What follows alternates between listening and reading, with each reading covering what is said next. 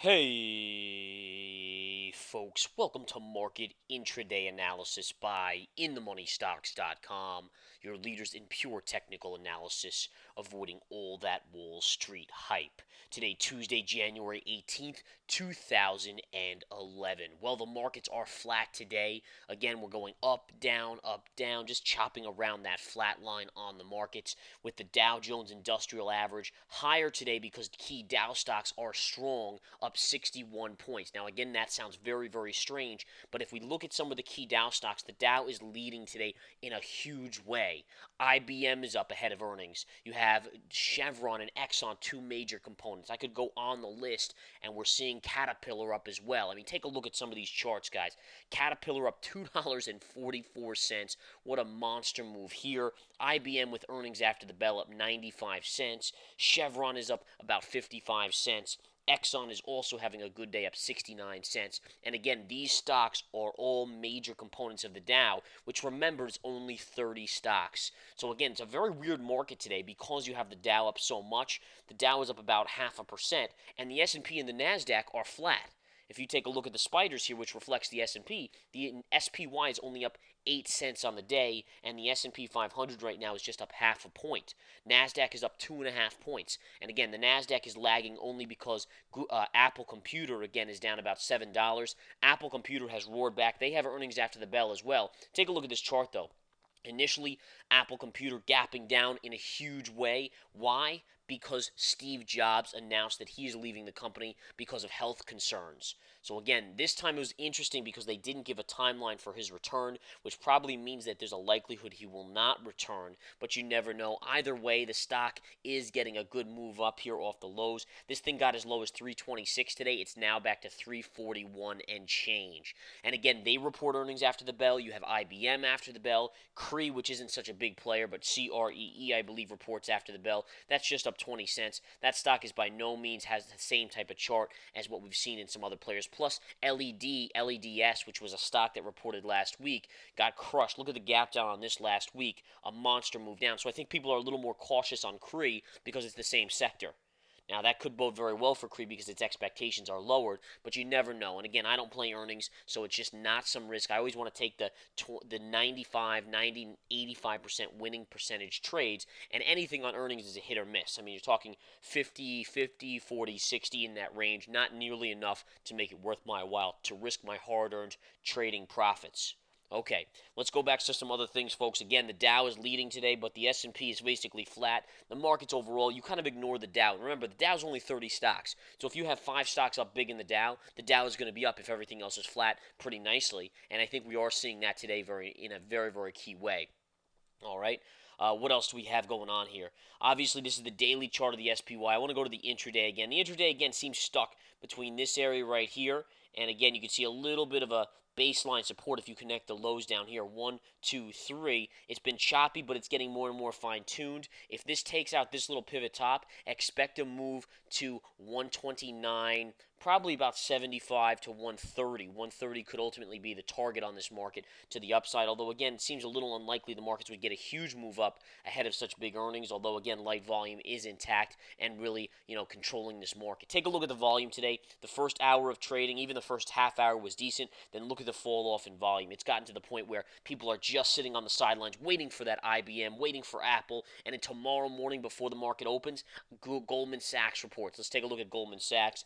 Goldman Sachs is down 50 cents, but actually having a very nice move up here over the last 30 minutes to 1 hour. And again, if we take a look at JP Morgan is now positive on the day, sold off sharply on Friday, coming all the way back in, and then has now sold off early in the day and come all the way back to turn positive on this trading day. So there's a lot going on here, folks. Even though you have light volume, the market is still neutral to upside bias. I mean, you have to continue to go with that bias as long as the volume remains this way and you don't have any major catalysts.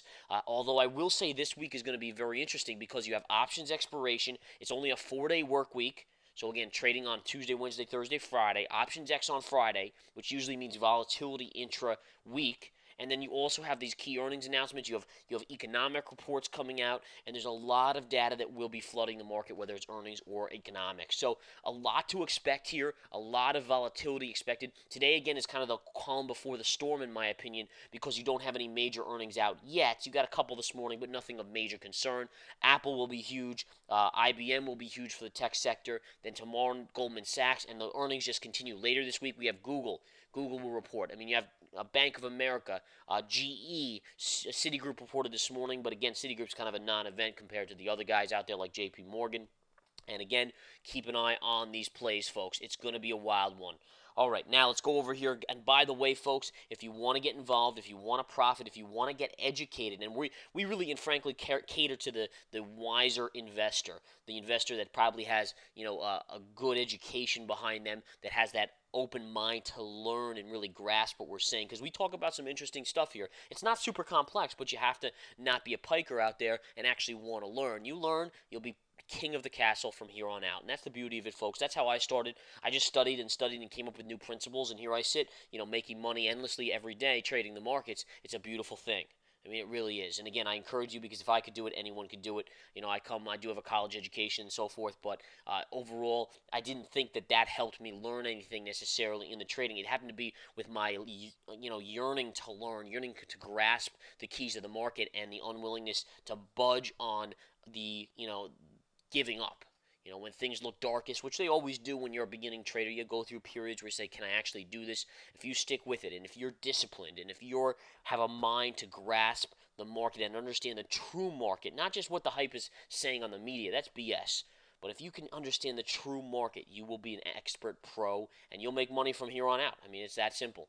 It really is. So again, I encourage you to join the Research Center and start learning. Chat room is always good as well if you're more of an intraday trader, or if you're looking for intraday analysis and education, then the intraday stock chat is for you as well. But it really comes down to, we don't really cater to those pikerish type people that, have $500 to day trade. They want to put it in a 3/10 of a penny stock. I mean, that's not what we're all about here.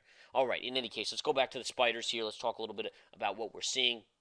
Markets again are just pausing. Volume remains very light. You can see the triangular pattern here, which again will be a breakout pattern most likely. There's a small chance of a breakdown, and whichever way it breaks here, either to the upside above this line or to the downside, that's the way it's going to go. But you have the 50 right below here, so I just don't see a lot of downside in this market by the end of the day. I'm going to maintain my neutral to upside bias, folks, and again, we'll just continue to watch this market. Earnings will be very interesting this afternoon.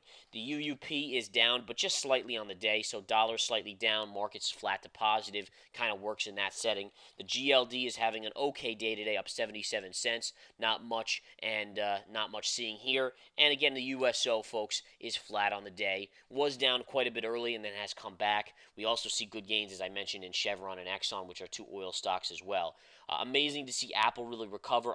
Amazon is up about $1.10.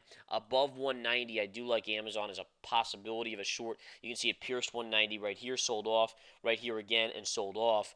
Amazon, to me, looks very bloated at these prices. But again, keep an eye on earnings when earnings come out. I think next week Amazon has earnings. So these are all possibilities. I think the solar stocks are doing well. We talked about a couple of key stocks in the intraday stock chat. One was Hoku. I like the consolidation on Hoku. It's starting to inch up off this little bit of a necktie golden cross occurring to the downside. That should bode well for the upside, as we're seeing stocks like Plug Power just have unbelievable moves on the daily chart. All right.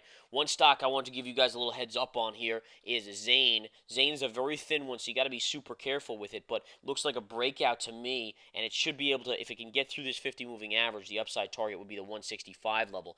Their growth, they were profitable. I think it's $11 million market cap. It's pretty ridiculous, but nonetheless, it is something to watch, folks. Keep a close eye on it in the coming days, as I do think it's probably one of the better plays out there that hasn't gone. Look at the consolidation pattern, the long consolidation pattern here, from the big rip up from about 40 cents to 3 and change. Long consolidation. Again, a break of the 50 should set it north to the 200 moving average, which would be around 165 or so. It could even go through that if it really gets some buying, but it's such a thin play, you want to be super careful in that respect, and just take it easy.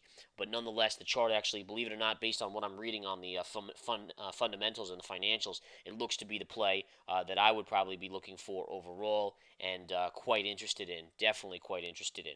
All right.